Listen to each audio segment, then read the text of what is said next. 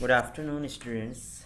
Today I'll teach you your grammars lesson number 22 phrasal verbs and idioms. तो बच्चे सबसे पहले हम आपको फ्रेजल वर्ब्स बता दें कि फ्रेजल वर्ब्स होते हैं क्या हैं, या इससे पहले जो है मैं क्लियर कर दूं कि फ्रेज क्या होता है या वर्ब क्या होता है। तो आपको पता है you know about what are the verbs are the doing words. जो वर्ब होते हैं जैसे किसी से भी किसी के काम होने का पता चलता है, the word which denotes any action. ठीक है, कोई ऐसा वर्ड जो किसी काम के बारे में बताता हो, जैसे कि आपका राइट जिससे पता चलता है कि लिखना है, स्लीप मतलब सोना है, रीड मतलब पढ़ना है, प्ले मीन्स खेलना है। तो ये सारे वर्ब होते हैं। लेकिन फ्रेज क्या होता है कि किसी भी पार्ट ऑफ स्पीच को जब हम एक वर्ड के बजाय दो वर्ड का यूज़ कर लेते हैं, जैसे नाउन है, कोई डॉक्टर है तो हम उसे नाउन कहते हैं। लेकिन कभी कभी जैसे हमने किसी एक नाउन के लिए कई वर्ड्स का हमने यूज़ कर लिया, जैसे the prime minister of India. अब हमने एक बोला डॉक्टर, तो डॉक्टर एक ही वर्ड में हो गया, और जो प्राइम मिनिस्टर ऑफ इंडिया है वो वर्ड्स का कलेक्शन हो गया। ठीक है, तो वर्ड का कलेक्शन ये हुआ कि यहाँ पर हमने दो चार वर्ड यूज़ कर लिए। तो इसी तरह से कुछ ऐसे वर्ब भी होते हैं जो जिसे हम एक वर्ड में हम यूज़ कर सकते हैं, जैसे प्ले, कंप्लीट, रीड, राइट। लेकिन फ्रेजल वर्ब क्या होते हैं जब उसी वर्ब को दो वर्ड्स में यूज़ करना पड़ता है, जैसे कि वेक या राइज। राइज का मतलब भी उठना होता है, तो राइज जो होगा वो आपका होगा वर्ब, लेकिन गेट अप होगा तो गेट अप मतलब हो जाएगा फ्रेजल वर्ब। तो आई थिंक आप समझ गए होंगे कि वर्ब और फ्रेजल वर्ब में क्या डिफरेंस है। अगर कोई एक्शन किसी एक वर्ड में बोला जाता है तो वो वर्ब है, उसी किसी एक्शन को एक वर्ड के बजाय एक से ज़्यादा वर्ड में यूज़ कर लिया जाता हो, एक से ज़्यादा वर्ड में उसको यूज़ किया जाता हो, तो उसे हम बोलते हैं फ्रेजल वर्ब। जैसे एक और एग्जांपल मैं दे दूं, जैसे बोलते हैं लोग एबेंडन या गिव, एबेंडन या लीव बोलते हैं, और उसकी जगह एक वर्ड बोलते हैं गिव अप। तो गिव अप मतलब यहाँ पर दो वर्ड है, तो जो दो वर्ड है वो फ्रेजल वर्ब है, और जो आपका लीव या एबेंडन था वो जो है एक वर्ड है। तो इसलिए जो है हम उसको फ्रेजल वर्ब कहते हैं।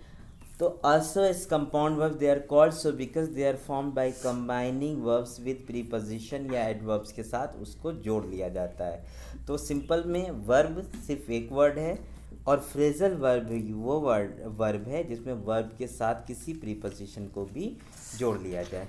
एग्जाम्पल में देखते हैं, Arun really takes after her grand mother.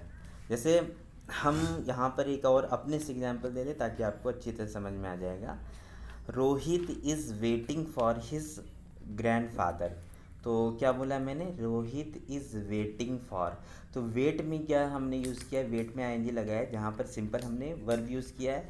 दूसरा हम उसी सेंटेंस को बोल रहे हैं, Rohit is looking after his grandfather. तो यहाँ पर जो वेट है तो वेट वर्ब है, और जो आपका लुक आफ्टर है, जहाँ पर लुकिंग आफ्टर यूज़ किया गया है, वो एक फ्रेजल वर्ब है।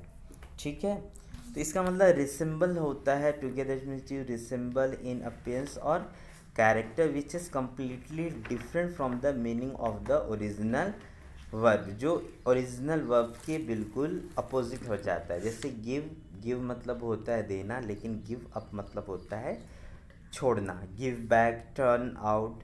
तो हम आपको बता दें कि phrasal verb is a collection of verb and preposition. Therefore, we can say that the structure of phrasal verb are verb plus preposition, put on, look into, give in, done with, think over, figure out. यहाँ पर एक मैं example इसी में से ले रहा हूँ कि Rohit wears sherwani on the wedding. तो रोहित जो है शेरवानी पहनते हैं, तो यहाँ पे वियर हमने यूज़ किया है, सिर्फ एक वर्ब यूज़ किया है। ठीक है, और दूसरा जो है हमने यूज़ किया है रोहित पुट्स ऑन, तो यहाँ पर हमने उसकी जगह पे फ्रेजल वर्ब का यूज़ किया है। ठीक है, वर्ब प्लस एडवर्ब। एग्जाम्पल है come out, show off, run away, और इसके बाद जो है हमारा है फॉल बैक। बच्चे यहाँ पर लिखा है rules for making phrasal verbs. तो फ्रेजल वर्ब को बनाने का क्या रूल होता है। नो प्रीफिक्स और suffix can be added to particles even though they are integral parts of phrasal verbs. तो इसमें ये चीज़ नहीं होती है। तो चलिए बच्चे ये पेज नंबर 202 है, ये कंप्लीट है। और जो है मैं नेक्स्ट पेज जो है अपलोड कर here students in page number 203। तो यहाँ पर है हमारा लेसन नंबर 22 है phrasal verbs and Adams.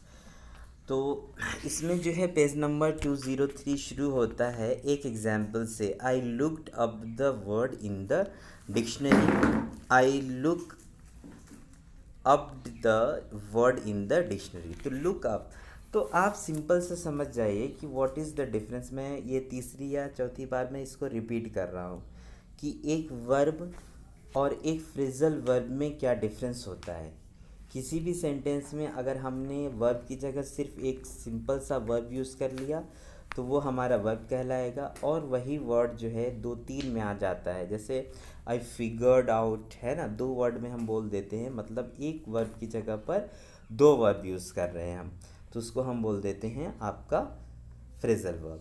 Any required change of form in such verbs can only be made by changing the form of the verb within the phrasal verb. The past tense form of phrasal verb take down is took down.